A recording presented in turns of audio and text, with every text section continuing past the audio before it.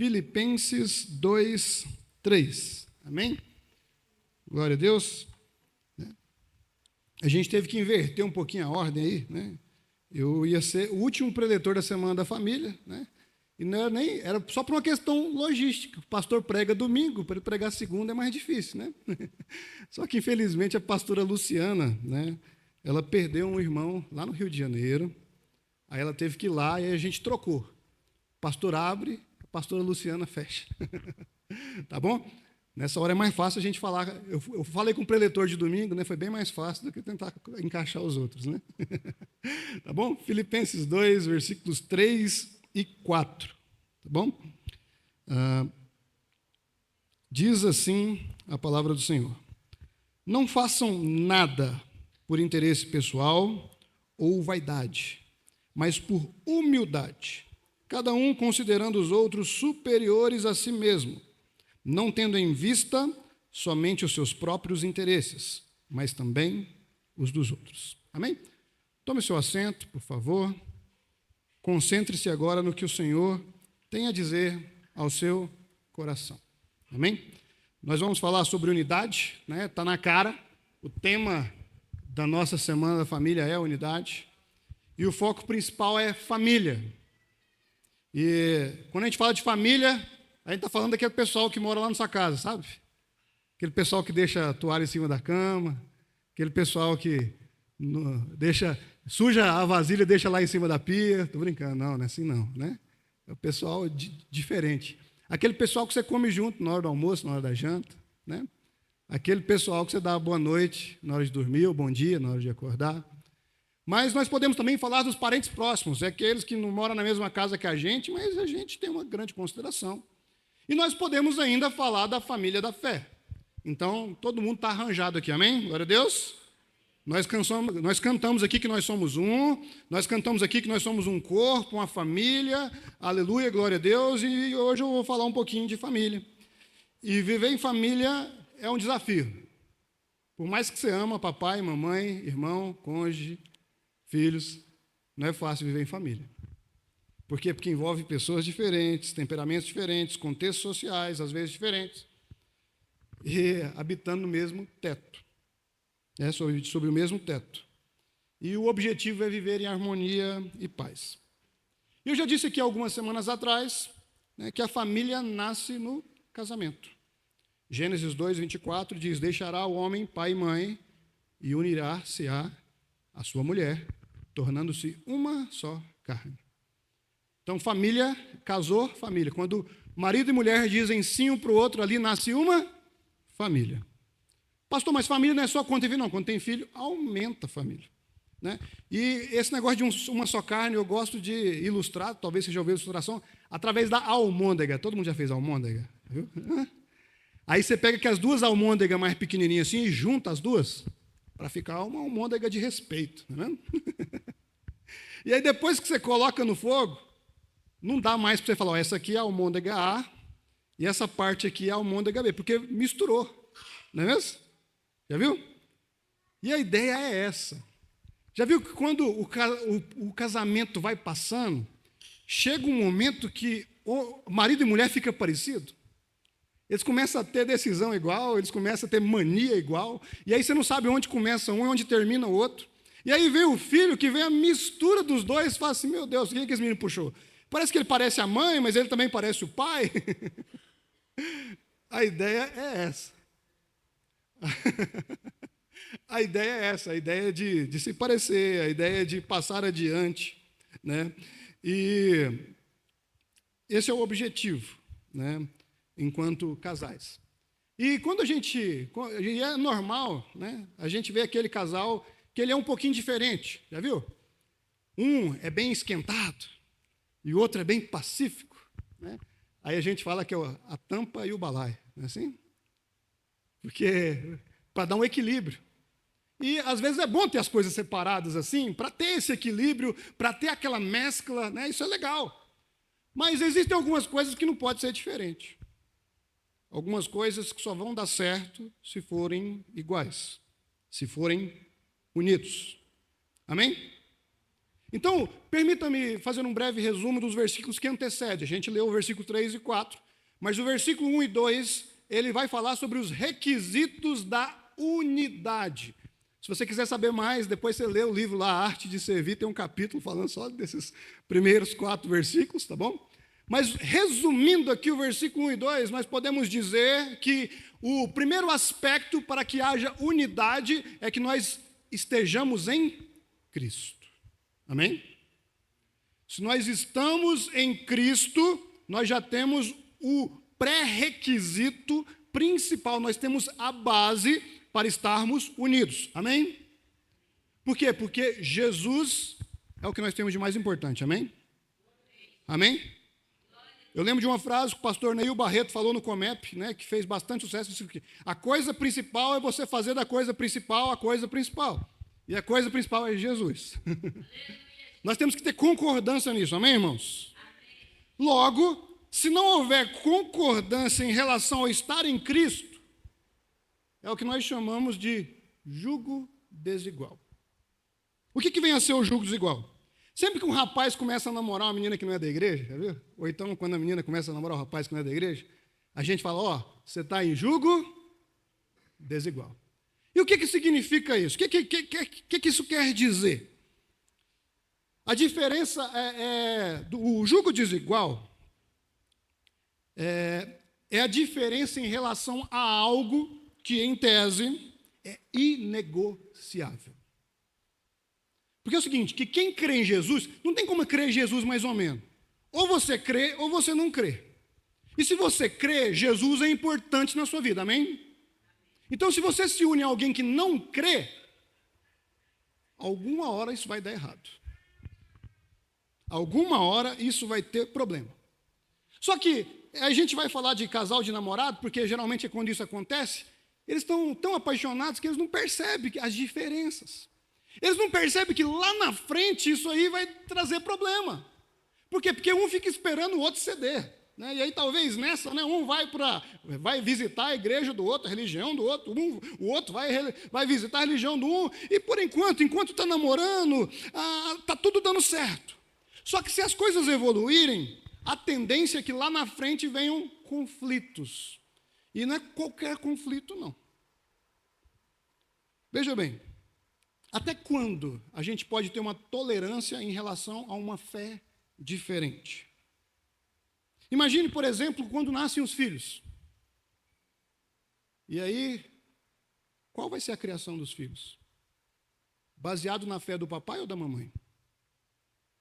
E quando a gente vê isso, irmãos, é possível que haja conflitos até mesmo quando há diferenças de denominações. Por exemplo, se um crê que criança tem que ser batizada e o outro crê que criança tem que ser apresentada, como é que eles vão resolver o problema? Está vendo? Então, os conflitos podem surgir. E alguns a gente até consegue passar por cima. Só que outros, não.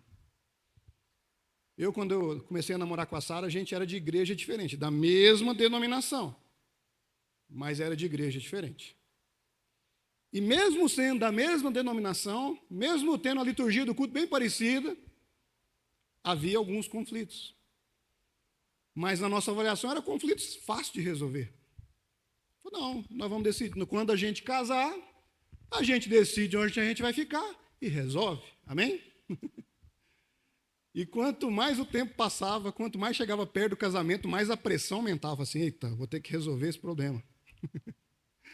E aí a gente ia conversando. E a Sara, um dia dela, deu aquele ultimato e falou assim, então, você decide. Você é o homem. Você é a liderança espiritual.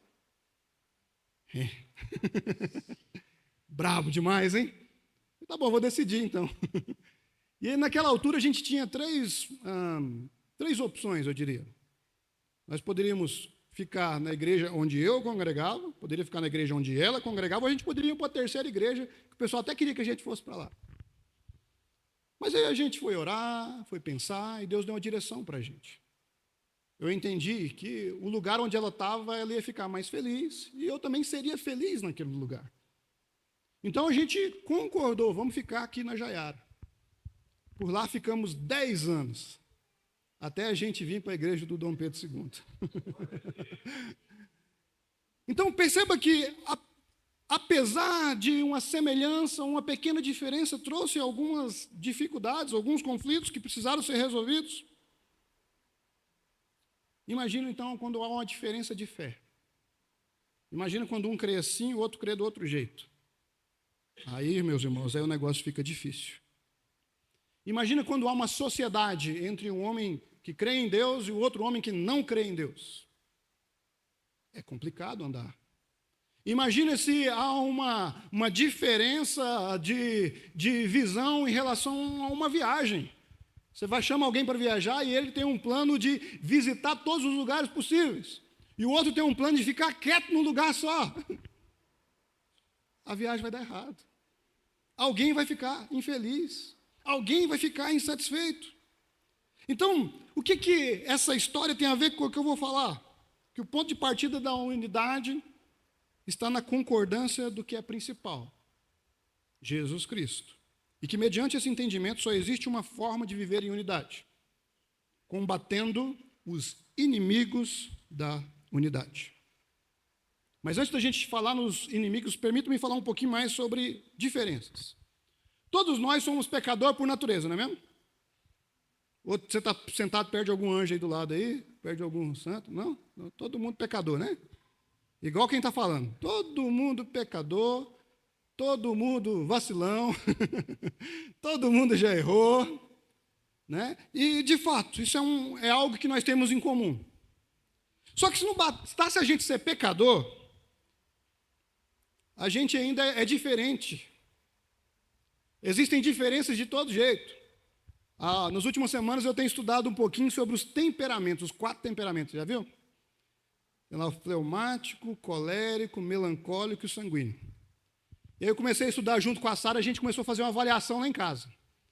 E aí a gente chegou à conclusão que eu sou fleumático. Aí os irmãos falaram, agora conta a novidade. Aí a gente avaliou e a Sara é colérica. A Rebeca é sanguínea. E o Asaf é melancólico. Aí Deus pega os 4 e coloca da mesma casa. Fala, mora aí. Se resolva. Ou seja, cada um reage a mesma coisa de uma situação totalmente diferente. E você achou que era só lá no seu trabalho que era assim.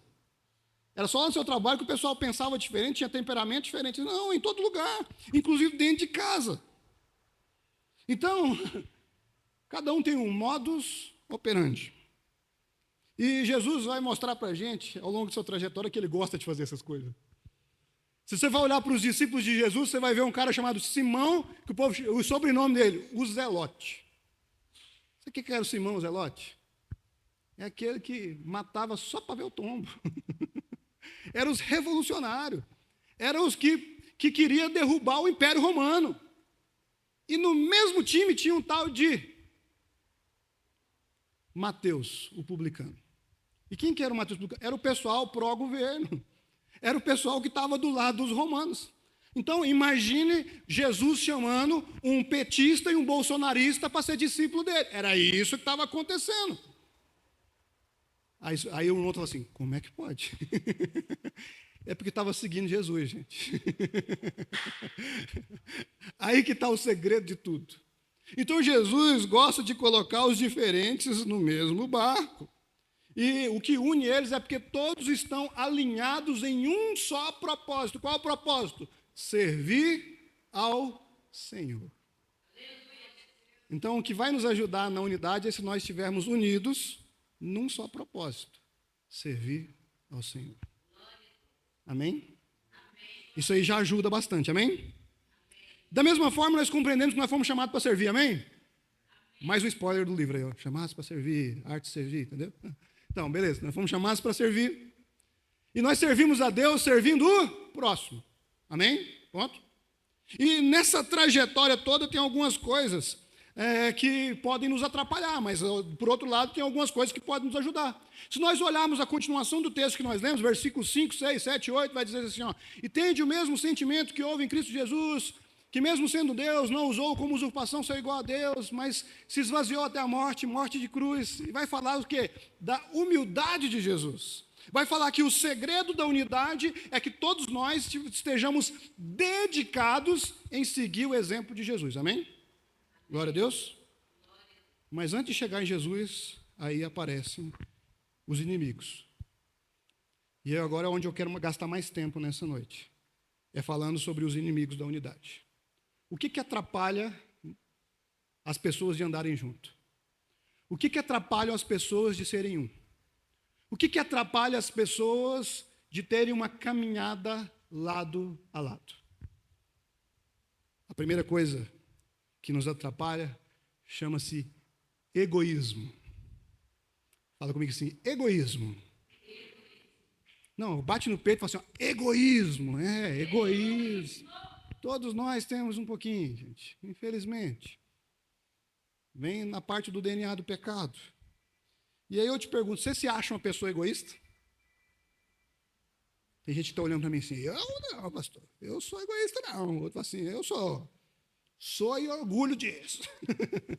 Então vamos fazer um questionário aqui para ver se a gente é egoísta? Vamos lá? Você não precisa responder alto não, porque senão seu irmão vai querer levantar aí de perto, tá bom? Então, responde para você, tá? Vamos lá. Você gosta de dar spoiler quando você está assistindo um filme do lado de alguém assim, que você já assistiu o filme, outro não, você fica lá, ó, agora vai acontecer isso. Ó. E, ó, presta atenção nisso aqui, ó. Você costuma viajar, pior que minha mãe está aqui, gente, ó. Você costuma viajar sem dar notícia para os seus pais, para o seu cônjuge, para o pessoal que está preocupado se você vai chegar bem no destino?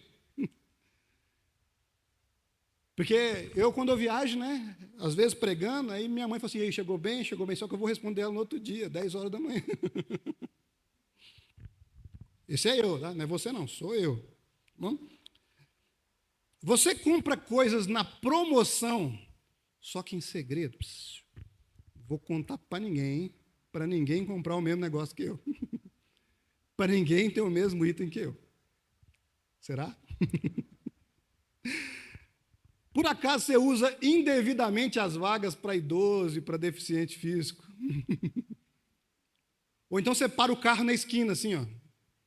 Por quê? Porque foi onde deu para parar. Mas se tiver um caminhão, uma carreta para virar, resolvi meu problema. Ou, vamos lá, você esconde o jogo, não ensina o que você faz com medo de ser substituído. Ou você posta foto onde só você saiu legal na foto. Seus amigos não. Na hora da refeição, você nem calcula quantas pessoas tem para comer. Fala assim, esse negócio gostoso aqui, você enche o prato, não importa se dá para todo mundo. Eita! Irmão, estou vendo as caretas aqui, estou vendo que é todo mundo ruim mesmo, todo mundo pecador igual eu, tá vendo? Se você respondeu sim a algumas dessas perguntas, sinto informar, você é uma pessoa egoísta. Só que hoje você tem uma oportunidade de mudar. Hoje você tem uma oportunidade de reconhecer o seu pecado, pedir perdão e ser ajudado pelo Espírito Santo a se transformar. Amém? Glória a Deus. Amém?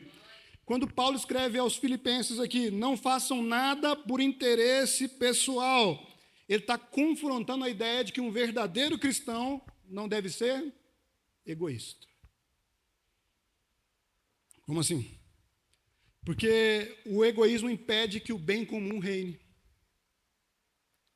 Se a gente tomar atitude pensando apenas no que é melhor para o eu, para nós individualmente, nós corremos o risco de prejudicar pessoas que nos cercam. Principalmente quando essa decisão traz consequências a outras pessoas. Imagina um piloto de avião. Você pega um avião e fala assim, ó, de Goiânia para São Paulo. Onde você quer chegar? São Paulo. Só que o piloto tem uma namorada lá no Rio de Janeiro. Ele falou assim, sabe uma coisa? Eu vou para São Paulo é nada. Toca o avião para o Rio de Janeiro. Na hora que você desce do avião, fala assim, seja bem-vindo ao aeroporto de Santos Dumont. Você vai, Santos Dumont não é São Paulo. 200 pessoas a bordo. Alguns vão até gostar, não, eu vou ver a praia. Mas outros falam assim, eu não vou chegar onde eu queria chegar. Por quê? Porque alguém agiu de maneira egoísta. Quantas pessoas hoje sofrem acidentes no trânsito por conta de um egoísta? De alguém que bebeu e foi dirigir. De alguém que passou da conta no limite da velocidade. de alguém que foi imprudente. Por conta de imprudências, pessoas morrem. Por conta de egoísmo, pessoas morrem, pessoas se machucam. Pois bem, o egoísmo não apenas nos leva aos nossos interesses, mas muitas vezes faz com que as pessoas que nos cercam se afastem dos seus interesses. E se o propósito que vivemos é servir o próximo, está tudo errado. Imagina se a esposa resolve fazer o jantar só para ela. Não, eu vou fazer a janta para mim. Não, e o marido e os filhos? O marido e os filhos que se virem, eu vou fazer janta para mim. Imagina o marido falando assim, eu vou comprar roupa esse ano só para mim. E aí sua esposa diz, eu esqueci, se vire para lá, vou comprar roupa para mim. Mas geralmente o que acontece é o contrário, não é mesmo? É mais fácil a esposa fazer comida para todo mundo ficar sem comer do que ela fazer só para ela. É mais fácil o marido comprar roupa para todo mundo e usar a mesma calça a semana inteira do que ele comprar roupa só para ele. Não é mesmo? Amém? Estou profetizando, irmão. Amém? Glória a Deus, aleluia. Então, um outro exercício para a gente saber o quanto egoísta nós somos está na conjugação dos verbos. Começa a avaliar o que você anda falando durante o dia. Se você ficar muito assim, eu quero, eu vou, eu posso, eu isso, eu aquilo, suspeite que você está sendo uma pessoa egoísta. Mas quando você entender que você está cercado de outras pessoas e começar a conjugar o verbo no plural, nós vamos, nós queremos, nós podemos, aí as coisas vão começar a mudar. Nada impede de você externar suas vontades, mas se tem gente ao redor, não dá para conjugar o verbo no eu. Amém, irmãos? Então, imagina uma família planejando a viagem de férias. Os filhos querem ir para a praia, a esposa concorda, mas o marido quer ir para Gramado. E então ele diz, eu vou pagar, então vocês vão onde eu quiser. O que é isso? Egoísmo. Para viver a unidade, a gente precisa seguir os ensinamentos de Jesus, principalmente no que se refere ao crucificar do eu. Mas isso vale também para a vida na igreja. Então, como a gente está falando de família na fé, agora vamos dar uns exemplos da igreja? Vamos lá? Era a hora que você estava esperando, né? Sabe quando você falta a sua escala por um motivo banal, assim, avisa seu líder 15 minutos antes? Isso é egoísmo. Isso aí é um problema. Sabe quando você quer que as pessoas te ouçam? Fala assim, eu vou pregar hoje, vai lá me ouvir, mas amanhã o fulano vai pregar, você não vem ouvir ele. Isso é egoísmo. Às vezes enquanto você está aqui em cima, está todo mundo aqui, aí na hora que o outro sobe, você vai. Você vai beber água e esquece, fica lá, não volta nunca. O que é isso? Egoísmo. Sabe quando você está mais preocupado em sentar no seu lugar preferido do que no visitante ser salvo? Isso é egoísmo. Sabe quando você está mais preocupado em ouvir uma palavra que vai agradar a você do que uma palavra que vai salvar pessoas, do que ouvir uma palavra que Deus tem para falar? Isso é egoísmo. O culto não é para você. O culto é para Deus. E se o culto é para Deus, o louvor é para Deus. E a palavra vem de Deus para alcançar quem Ele quer alcançar. Percebe? Amém? Então, o dia que você chegou em casa e falou assim, nossa, mas o culto hoje foi ruim, porque você não prestou o culto direito. Você foi egoísta no seu culto. Percebe? Mas hoje todo egoísmo vai cair por terra em nome de Jesus, amém? Aleluia. Hoje não vai sair ninguém daquela porta egoísta, amém? Aleluia. Glória a Deus. Então, já que está todo mundo já trabalhando o egoísmo, vamos falar do segundo inimigo. Você está preparado? Você tem certeza? O segundo inimigo chama-se vaidade. Então, repete comigo assim, vaidade. Assim, eu vou vencer a vaidade. Agora ficou mais fraco. Vamos lá. A continuação do versículo 3 vai dizer, não faça nada por interesse pessoal, nem por vaidade. Então a gente não pode fazer nada fundamentado nela. E será que na vida em família existe vaidade?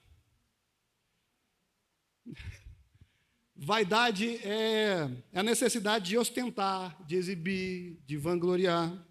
É por causa da vaidade que as pessoas gastam, às vezes, o que não tem procedimento estético. Veja bem, não estou falando contra o procedimento estético, estou falando contra o exagero na estética. Percebe? Amém? Viu, irmãs? Não precisa ficar com raiva do pastor, tá bom? Viu? Pode comprar seu creme, pode fazer os seus procedimentos. Só não exagera. Com prudência, amém? Glória a Deus. Outro exemplo de vaidade a gente tem, sabe aquela pessoa que tem uma necessidade de ser notada? Aquela pessoa que ela faz questão de falar assim, olha, eu cheguei, você viu que eu cheguei? Você prestou atenção que eu estou aqui? O que é isso? Vaidade. Sabe aquela pessoa que fica bicuda quando o pastor vai fazer a lista de agradecimento? Não, quero agradecer o fulano, o ciclano, o beltrano. Pastor não lembrou de mim. Vaidade. Isso é vaidade. Sabe aquela pessoa que acha um absurdo? Fala assim, olha só, eu já fiz tanto por essa igreja, eu chego aqui, não tem um lugar para me estacionar. Nem o lugar onde eu sento as pessoas respeitam. Vaidade. Vaidade. Sabe aquela que se promove o tempo todo, se ostenta, diz, olha o que eu fiz, olha quem eu sou, olha para onde eu vou. Sabe aquela pessoa que exagera na rede social? É vaidade. Aquela pessoa que ela não pode ir na esquina. Todo mundo fica sabendo. Sabe das orações que ele faz, sabe do sonho que ele fez. O que é isso? É vaidade, irmãos. E no ambiente familiar não há espaço para vaidade. Até porque a família que nos assiste o tempo inteiro, ela está com a gente nos dias de glória, amém? Aleluia, glória a Deus. Mas ela está com a gente no dia de luta também, amém? Então, o marido pode ser chefe de 10, de 20, de 100 lá no trabalho. Lá ele manda, eu sou o chefe. É o que... Chegar em casa, ele vai lavar vazia, ele vai trocar a fralda. Por quê, irmão? Dia de luta, dia de glória. A irmã, às vezes, ela pode ser milhares de seguidores no Instagram, na rede social, no TikTok. Quando ela usar o banheiro, vai feder igual o outro marido, igual o filho, do mesmo jeito. Então, não precisa de vaidade. Porque a família é o lugar onde a gente é vulnerável, onde a gente é a gente mesmo. Tem como ser vaidoso em casa, irmão? Eu vi um dia uma pregação, um pastor disse que chegou em casa e falou assim, olha só, Deus curou tantos, Deus salvou tanto, não sei o quê, e eu sou um homem de Deus. Então vai lá, homem de Deus, troca a fralda da sua filha que está caprichada. É isso, não tem como ser vaidoso em casa. Não tem como ser na vulnerabilidade. Sabe por que tem muita gente que foge do GF, do discipulado? Vaidade. Vaidade. Muita gente não quer se expor, submeter a outras pessoas por pura vaidade. Por isso que Jesus é o nosso exemplo de servo. Jesus não precisava vir ao mundo, porque Ele é Deus. Jesus não precisava servir ninguém. Jesus não precisava se submeter a ninguém, mas Ele fez tudo isso e fez com excelência. Sabe, Jesus tinha discípulos, então o mínimo que ele podia às vezes exigir era a reverência deles, mas ao invés de exigir reverência, sabe o que ele fez? Pegou uma bacia de água, pegou uma toalha e foi lavar um monte de pé, irmão. E você lembra que naquela época não tinha asfalto? Você lembra que naquela época o pessoal não tomava banho todo dia? Você lembra que na época o pessoal não andava de carro, então viajava quilômetros. E imagina os pezinhos de Todd que Jesus pegou. O que é isso? Humildade. Jesus, sabe, isso não é comportamento de rei, isso é comportamento de escravo. Mas um escravo não lavaria o pé de outro escravo. Um escravo não lavaria o pé de quem é submisso, quem se submete a ele. Mas de um superior. Mas Jesus nos mostra que no reino dos céus, o maior é o que serve. Sabe, ele fez isso para depois dizer, vocês viram o que eu fiz? Mas não foi por causa de vaidade. Agora vão e façam o mesmo. Vão e saem lavando o pé dos outros aí. Sirvam uns aos outros. Mata a vaidade através do serviço. Como eu já disse anteriormente, em casa não há lugar para vaidade. E na casa de Deus também não é. Sabe? Quando eu acho que o meu dom é mais importante que o dom do meu irmão, eu estou sendo vaidoso. Sabe? Quando eu me recuso, quando eu evito ser ministrado pelo meu irmão, eu estou sendo vaidoso. Quando eu subestimo o meu irmão que está tendo oportunidade, eu estou sendo vaidoso. Quando eu critico de maneira desrespeitosa o outro que não teve o desempenho que eu esperava dele, não o que Deus esperava, eu estou sendo vaidoso. No livro de Eclesiastes, Salomão, ele vai além, ele diz que tudo é vaidade. Ele usa o termo vaidade das vaidades, e vaidade das vaidades é um superlativo. É como se Salomão dissesse, é uma vaidadaça, e essa palavra nem existe, tá? É como se Salomão dissesse o seguinte, vai além da vaidade. Então, vaidade no original é vento, é vapor, é ar. Então, vaidade das vaidades, os estudiosos vão dizer que é uma névoa de nadas.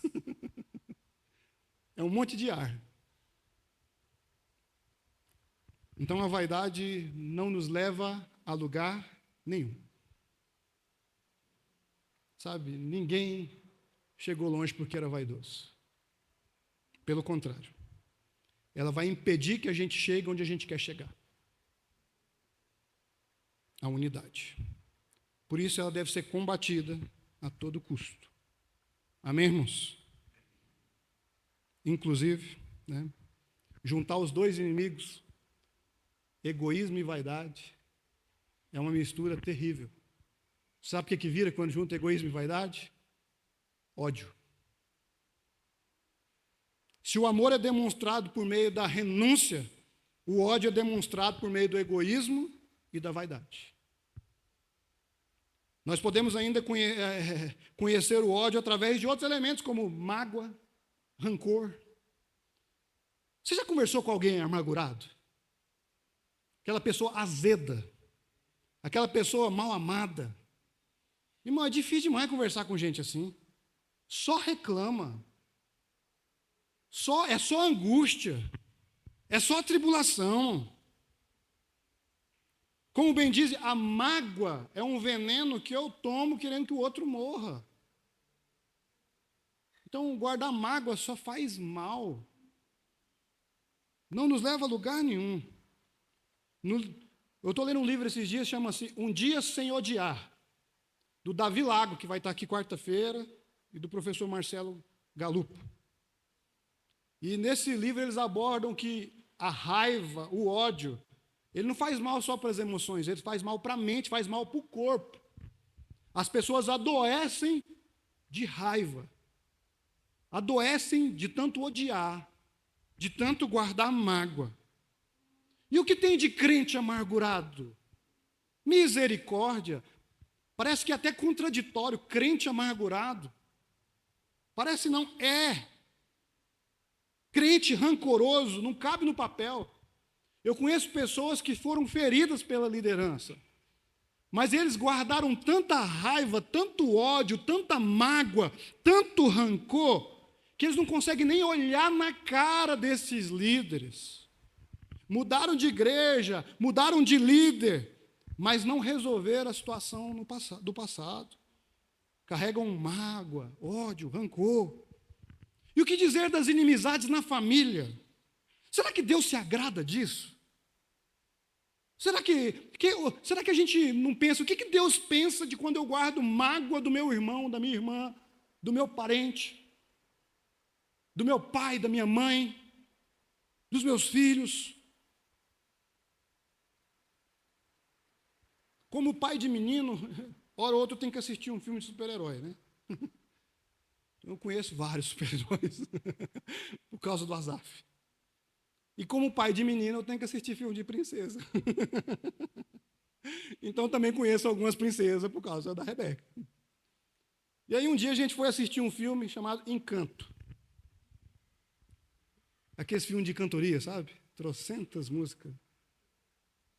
E a gente até tirou ele da lista de assistíveis, porque a gente não concordou com algumas coisas que a gente viu no filme. Mas nesse filme tinha uma música que eu lembrei, que ela era a música do início ao fim, só cantando assim, não falamos do Bruno. Eu falei, que o raio é esse Bruno? O que esse Bruno fez? O Bruno é um tio que um dia sumiu e que a família ficou com raiva. E agora eles ficaram com tanta raiva que eles nem falam mais nele. Então é uma palavra proibida. Não se fala do tio Bruno. E sabe o que é pior? Que infelizmente eu já vi alguns irmãos dizer, pastor, fulano para mim morreu. Só que o fulano é um pai, é uma mãe, é um irmão, uma irmã, um tio, uma tia, é um primo. Como pode isso, irmãos? Será que é uma atitude saudável? Claro que não. Então, nesse momento eu queria refletir com você. Se hoje você possui alguma coisa que não foi resolvido, se você tiver um tio Bruno, uma tia Bruna, que você não fala, que você finge que morreu, eu quero te incentivar a seguir o caminho do perdão. Eu quero te incentivar a seguir o caminho da reconciliação. Citando novamente o livro Um Dia Sem Odiar, os autores afirmam o seguinte, que o perdão não diz que alguém não é culpado. Não requer a inexistência da culpa. O que ele diz é que a pessoa que nos ofendeu ainda possui valor, apesar da sua culpa. Na oração do Pai Nosso, a gente aprendeu a dizer, perdoai como nós perdoamos. Então, quando nós não perdoamos, ou quando nós não pedimos perdão pelas nossas falhas, é como se nós estivéssemos dizendo para Deus, Senhor, eu não preciso do seu perdão. E como isso é sério. E como isso é perigoso. Em 2 Coríntios 5, 18, está escrito que Deus nos reconciliou consigo por meio de Cristo e nos deu o ministério da reconciliação. E no ministério da reconciliação não cabe egoísmo, não cabe vaidade e muito menos o ódio. No filme A Forja, que a gente assistiu, eu vou dar spoiler porque eu te chamei para ver, você não foi ver, tá vendo? No filme que a gente assistiu, a gente vê um homem que resolveu perdoar o assassino do próprio filho. Mas ele não só perdoou, não. Ele adotou aquele homem como filho, se tornando o seu discipulador. Forte isso, né? Mas você já parou para pensar no que Jesus fez por nós? No que Deus fez por nós? Deixa eu te contar uma história. Nós matamos o Filho de Deus. O sangue de Jesus derramado na cruz do Calvário é culpa minha e sua. E sabe o que Deus fez em troca? Nos adotou como filhos amados. Ele nos perdoou. Ele perdoou uma multidão de pecados. E será que nós também não podemos perdoar? Será que nós também não podemos ser perdoados? Queria que você ficasse de pé nesse momento, eu quero orar com você. E em seguida nós vamos cantar de novo Corpo e Família. Sabe? E nesse momento eu quero convidar você a refletir. Será que os inimigos da unidade têm agido nas nossas vidas? Hoje é dia de lançar aos pés do Senhor todo o egoísmo, toda a vaidade, todo o ódio. Hoje é dia de dizer, Senhor, eu quero viver o ministério da reconciliação. Senhor, eu quero perdoar e ser perdoado. Senhor, eu quero viver em unidade. Então, tudo que me atrapalha de seguir em unidade, que o Senhor tira da minha vida. Amém? Amém? Então, nesse momento, enquanto o Emuná canta, sabe, se você quiser vir aqui na frente, como um ato de renúncia, dizendo assim, eu acho que eu tenho um pouco de egoísmo para jogar diante de Deus. Eu acho que eu tenho vaidade para jogar diante do Senhor. Ou talvez você está pensando assim, eu acho que eu preciso fazer um telefonema hoje. Eu acho que eu preciso procurar alguém amanhã. Eu tenho que me reconciliar com alguém nos próximos dias, o quanto antes. Se essa é a sua situação, eu queria convidar você a vir aqui à frente, nós vamos orar com imposição de mãos. Enquanto o Emuná canta, você tem liberdade. Amém? Recebi um novo coração do Pai, coração regenerado, coração transformado, coração que é inspirado por Jesus. Como fruto desse novo coração, eu declaro a paz de Cristo, te abençoo, meu irmão. Preciosa é a nossa comunhão. Somos corpos assim bem ajustados, totalmente ligados, unidos, vivendo em amor, uma família, sem qualquer falsidade, vivendo a verdade, expressando a glória do Senhor, uma família, vivendo um compromisso no grande amor de Cristo. Eu preciso de ti, querido irmão, precioso és para mim, querido irmão. Recebi um novo coração do Pai, coração regenerado, coração transformado, coração que é inspirado por Jesus. Como fruto desse novo coração, eu declaro a paz de Cristo, te abençoo, meu irmão. Preciosa é a nossa comunhão. Somos corpos assim bem ajustados, totalmente ligados, unidos, vivendo em amor, uma família, sem qualquer falsidade, vivendo a verdade, expressando a glória do Senhor, uma família. Senhor, nesse momento, Senhor, nós nos apresentamos diante de Ti. Sim, porque nós somos pecadores, Senhor. Nós temos muitas vezes perdido para o egoísmo, perdido para a vaidade. E às vezes, Senhor, o ódio, o rancor, a mágoa toma conta do nosso coração. Mas nesse momento nós estamos declarando que o Senhor nos deu um novo coração, que o Senhor está transformando as nossas vidas, que o Senhor está escrevendo uma nova história na nossa casa, na nossa família.